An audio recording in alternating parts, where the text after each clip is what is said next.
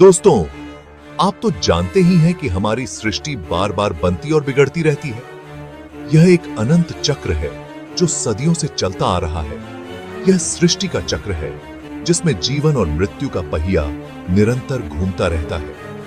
कभी कभी इस चक्र में एक भयानक परिवर्तन होता है जिसे प्रलय कहते हैं।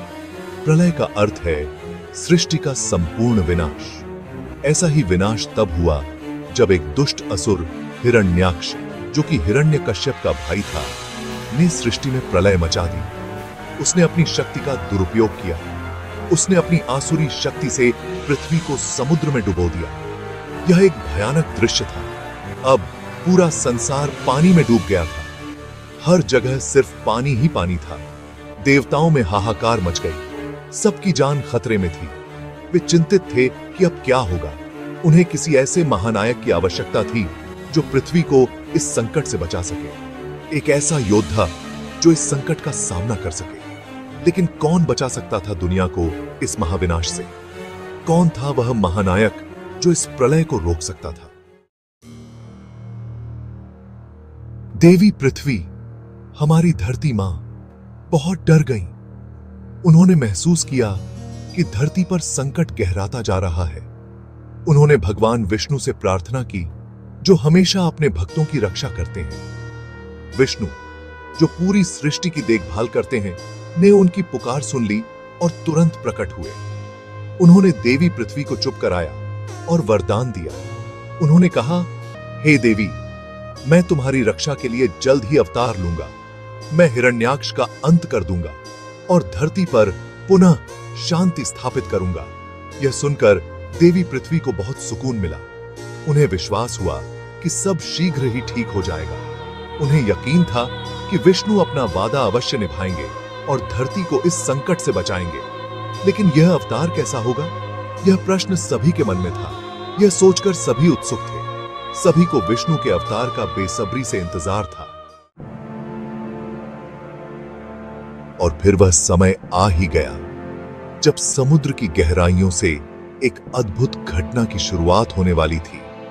समुद्र में अजीब सी हलचल होने लगी, जैसे कोई विशाल शक्ति जाग रही हो।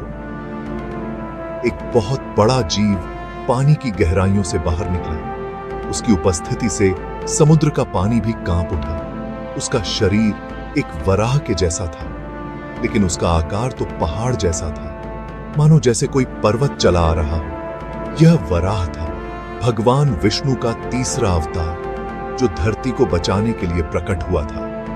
वराह के नाक से सांसें ऐसे चल रही थीं जैसे तूफान आ रहा हो।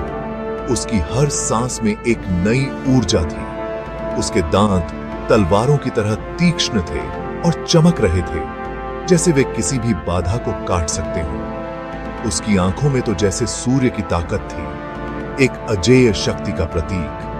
सभी ने वराह को प्रणाम किया, उसकी महिमा को नमन किया।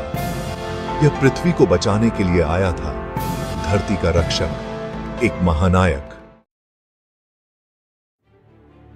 जब हिरण्याक्ष का वराह से सामना हुआ, तब हिरण्याक्ष ने वराह को ललकारा। हिरण्याक्ष का घमंड 7वें आसमान पर था। उसे लगा कि वह वराह को चुटकियों में हरा देगा। दोनों में बहुत बड़ा युद्ध शुरू हो गया। समुद्र में तूफान आ गए। आकाश में बिजली कड़कने लगी। वराह और हिरण्याक्ष के बीच युद्ध हजारों सालों तक चलता रहा। आखिरकार वराह ने हिरण्याक्ष को अपने दांतों पर उठा लिया। फिर वराह ने हिरण्याक्ष को समुद्र में फेंक दिया और हिरण्याक्ष का अंत हो गया। हिरण्याक्ष के अंत के बाद वराह ने अपने दांतों से पृथ्वी को समुद्र से बाहर निकाला। धरती मां को फिर से जिंदगी मिल गई। देवता खुशी से नाचने लगे। उन्होंने वराह पर फूल बरसाए। वराह अवतार ने धरती पर अच्छाई की स्थापना की। उसने दिखाया कि बुराई कितनी भी ताकतवर क्यों न हो, अच्छाई की हमेशा जीत होती है। यह कहानी हमें सब्र, हिम्मत और समर्पण की सीख देती है। वराह अवतार की कहानी हमें बहुत कुछ सिखाती है। यह हमें बताती है कि हमें कभी हार नहीं माननी चाहिए। हमें हमेशा अच्छाई के लिए लड़ते रहना चाहिए। हमें अपनी ताकत का इस्तेमाल दूसरों की रक्षा के लिए करना चाहिए। वराह अवतार हमें याद दिलाता है कि हमारे अंदर भी बहुत बड़ी ताकत है। हमें बस उस ताकत को पहचानने और उसका इस्तेमाल करने की जरूरत है। तभी हम अपने जीवन में और दुनिया में अच्छे बदलाव ला सकते हैं।